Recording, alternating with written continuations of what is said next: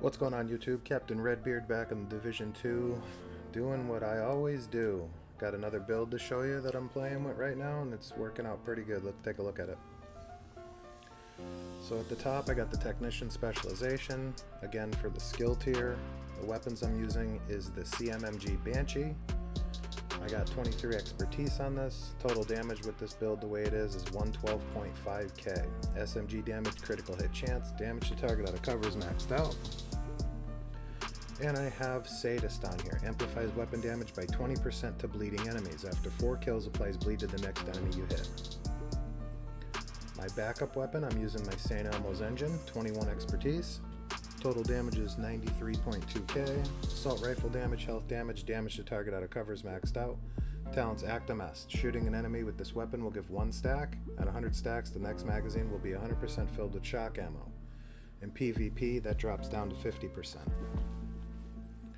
And for my sidearm, I'm using TDI card custom. When you draw it, gives you the extra skill tier. So for the gear set, I am using a Walker Harris mask. I'm getting 2 of the brand set bonuses, plus 5% weapon damage, plus 5% damage to armor. Core attributes armor. Expertise is 12.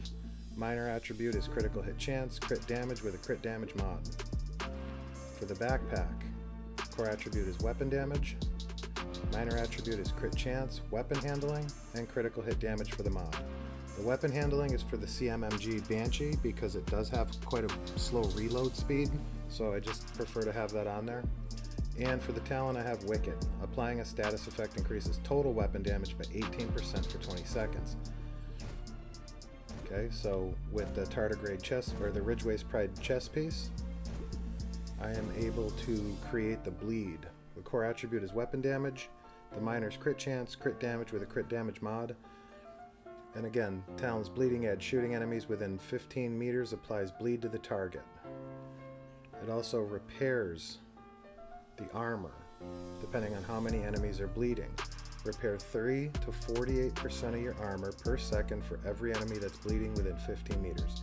Repair strength per number of bleeding enemies. 1 is 3, 2 is 6, 3 is 12, 4 is 24, and 5 is 48. So that's why I have the CMMG Banshee with the Sadist on it, and the St. Elmo's engine with the shock.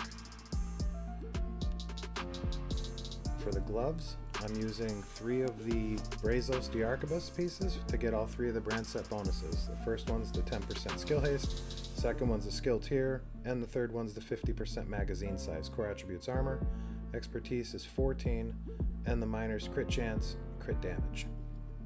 For the knee pads, core attributes armor, minor's crit damage, crit chance.